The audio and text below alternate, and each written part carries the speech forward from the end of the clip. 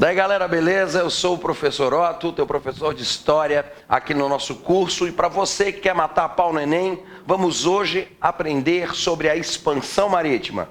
Vem comigo, galera. Para começar a falar da expansão marítima, a gente precisa conversar a respeito da formação do Reino de Portugal. Por que falar da formação do Reino de Portugal? Porque os portugueses foram pioneiros no processo de expansão marítima. Show de bola? Então, para entender o porquê desse pioneirismo, nós vamos falar um pouquinho da formação do Reino de Portugal. Galera, ao longo da história, o território hoje ocupado por Portugal sofreu o domínio de vários povos. Até o século V, ele fazia parte do Império Romano. Do século V ao século VII, passou a fazer parte do Reino Visigótico e, com a expansão islâmica, foi dominado pelo Império Muçulmano. Show de bola? E é justamente na expulsão dos muçulmanos da Península Ibérica que vai nascer o Reino de Portugal. Vem comigo que você vai entender melhor essa história. Bora lá.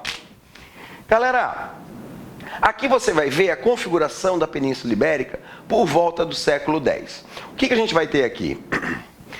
Aqui embaixo, ó, na parte sul da península, a gente vai ter o Califado de Córdoba, que era dominado pelos muçulmanos. A parte superior, a parte norte dessa península, era ocupada pelo Reino de Leão, Reino de Castela, Reino de Aragão, Reino de Navarra e pelo Condado da Catalunha. Show de bola? O que acontece?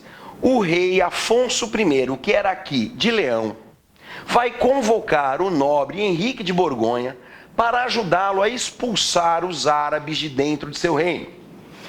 Henrique de Borgonha auxilia ele nessa expulsão, consegue tomar essa região aqui e, em troca da ajuda recebida pelo nobre Henrique de Borgonha, o rei Afonso dá a ele o domínio sobre o condado portucalense e a mão de sua filha.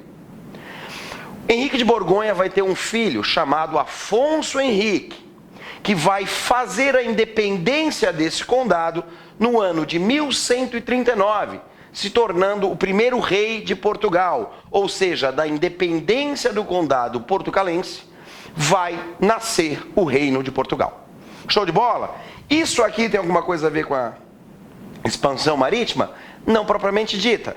Mas a partir do momento que Portugal se torna um reino, ele vai ser um dos muitos reinos da Europa. Porém, ele vai ser o primeiro a fazer o movimento de centralização política, que a gente já discutiu em aulas anteriores. Portugal se torna a primeira monarquia absolutista da Europa. Como? Através da Revolução de Avis, quando Dom João I derruba a dinastia de Borgonha e ascende a dinastia de Avis. Então, Dom João I dá origem à dinastia de Avis, centralizando o poder. Certo? Ou seja, a Europa era toda feudalizada, como a gente já viu. O rei não detinha todos os impostos em suas mãos. Quem é o primeiro rei europeu a fazer isso? A centralizar todos esses impostos? O rei de Portugal, criando assim a disponibilidade de capitais necessários para o incentivo à expansão marítima.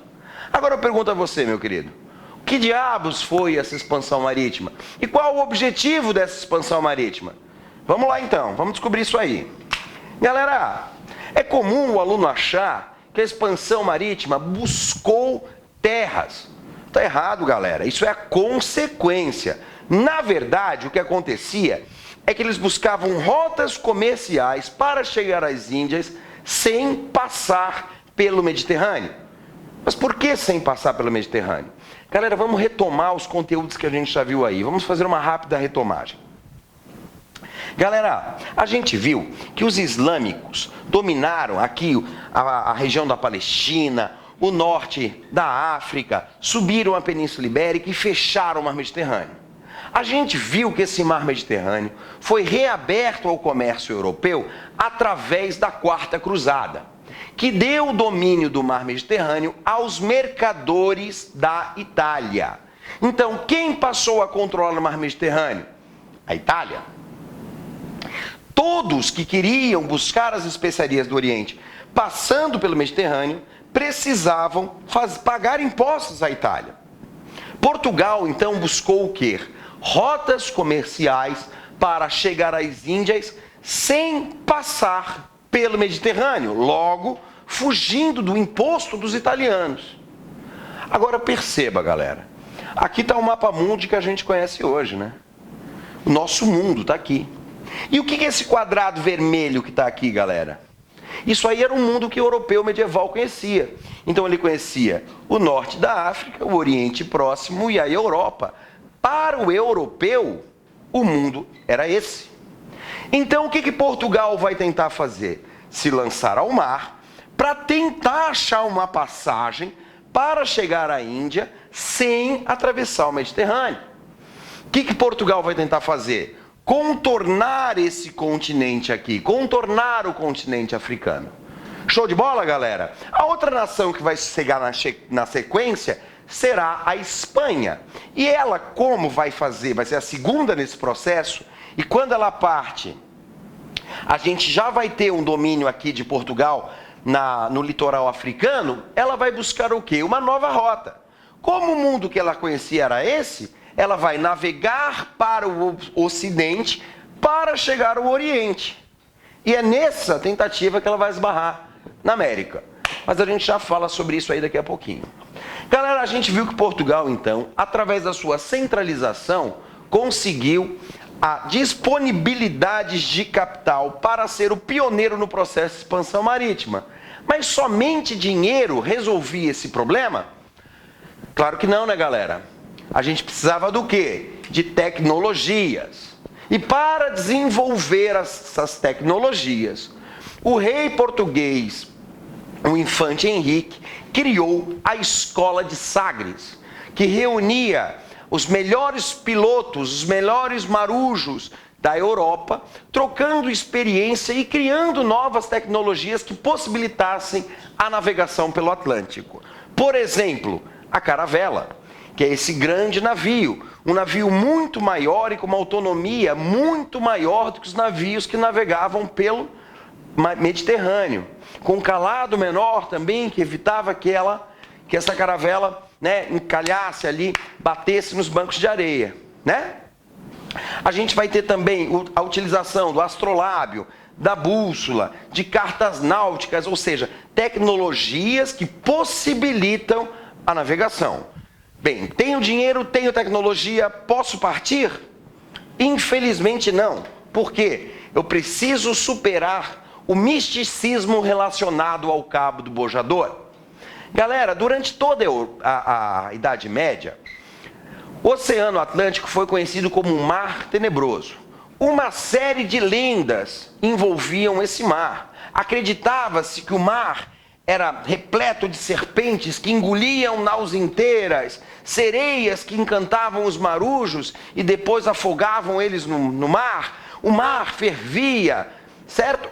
Ou seja, eles tinham uma série, o imaginário deles tinha uma série de concepções que apavoravam os caras.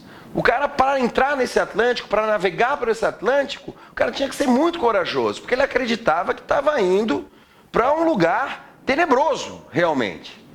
Uma vez que Gil Eanes, né, por volta de 1432, 34, atravessou o Bojador, desceu do Bojador, meu amigo, ele disse, não tem nada disso, não tem bicho nenhum, a água não ferve, não tem serpente, não tem sereia, pode vir. E aí sim o processo de expansão marítima não parou mais. Show de bola? Vamos dar uma olhadinha nas principais datas dessa expansão marítima. A gente vai ter aí, ó, entre 1415 e 1460, Portugal vai navegar próximo ao Bojador.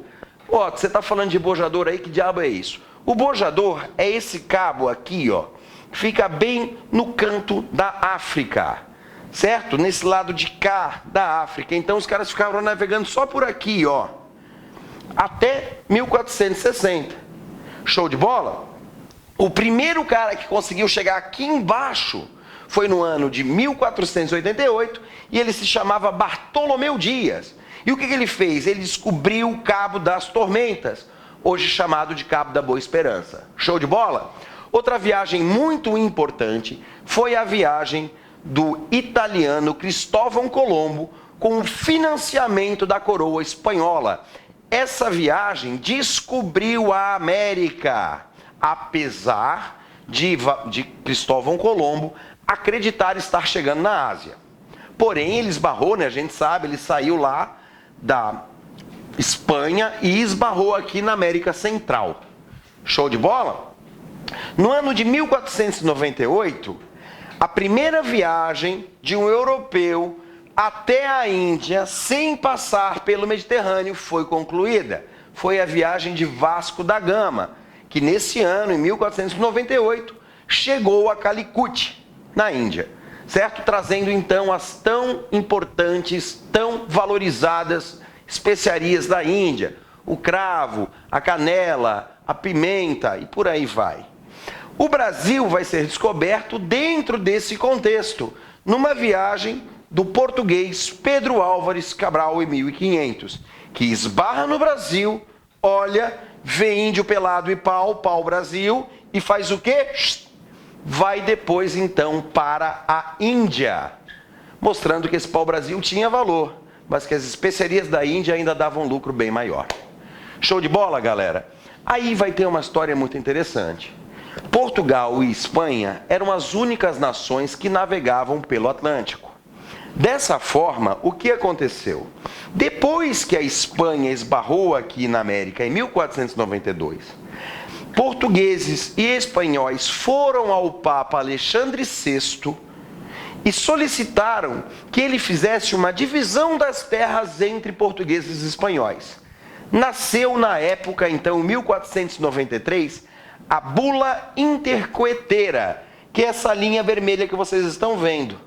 Só que Portugal deu uma despertão e conseguiu entortar ela um pouco aqui para o oeste, assinando no ano de 1494 o Tratado de Tordesilhas, que separa terras portuguesas de terras espanholas. Ou seja, o que está dentro das linhas do Tratado de Tordesilhas pertenceria a quem?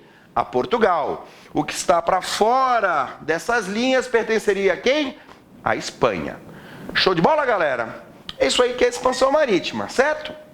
Então, espanhóis e portugueses chegaram aqui na América.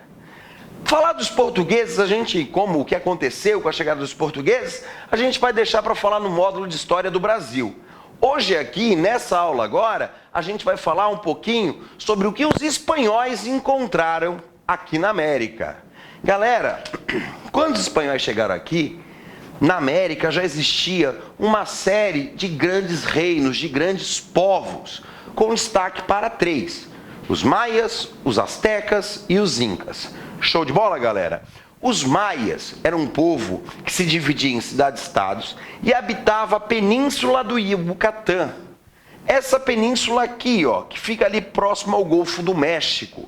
Show de bola? Então aqui estão os maias. Os maias, eles tinham uma economia baseada na agricultura, principalmente na produção do milho.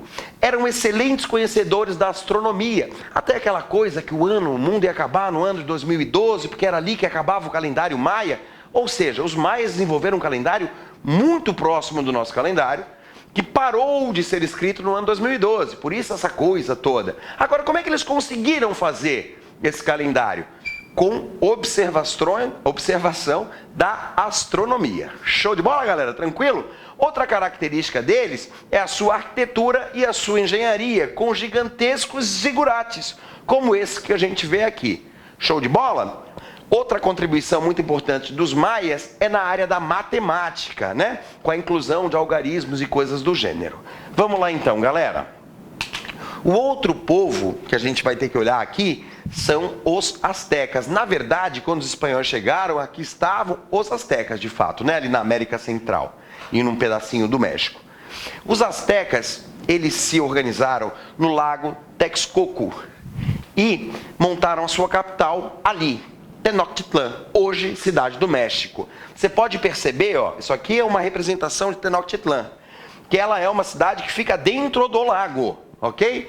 Então eles montaram essa cidade, um complexo com aterros e coisa e tal, fazendo grandes aquedutos e montaram uma capital imensa. Para você ter noção, quando os espanhóis chegaram aqui, a maior capital europeia era Londres, que tinha 500 mil habitantes. Tenochtitlan, na mesma época, já tinha mais de 1 milhão de habitantes, ou seja, era 2 vezes maior do que a capital europeia, a maior capital europeia, ok? Como eu falei para vocês, dos maias, a agricultura também era a base da economia inca. Show de bola? O último grande imperador inca vai se chamar Montezuma, e esse cara vai ser, quem vai matar Montezuma, não matar Montezuma, quem mata Montezuma são os próprios astecas, porque acusam ele de traição. Mas quem vai dominar esses astecas e vai levar à morte de Montezuma é o espanhol Hernán Cortés, que vai com um grande exército invadir e tomar Tenochtitlan. Galera, aqui na América do Sul a gente tinha um outro grande império, o Império dos Incas, certo? Que ficava aqui, ó, na região da Cordilheira dos Andes. Show de bola? Então, na América do Sul, os caras se organizavam em império e a sua capital era Cusco.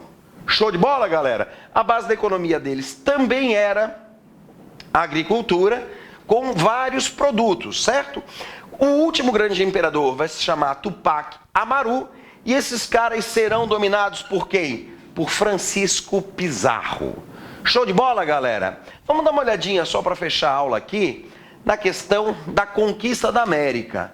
Como os espanhóis organizaram as suas colônias. Diferente do território brasileiro, que foi governado de forma centralizada a partir do governo geral, o território espanhol foi dividido em vice-reinos. Ao longo da história colonial, a gente vai ter uma série de vice-reinos. Porém, em 1800, era essa a configuração que a gente tinha. Aqui o vice-reino da Nova Espanha, também conhecido como vice-reino do México. Na América Central, em um pedacinho da América do Sul, o vice-reino de Nova Granada.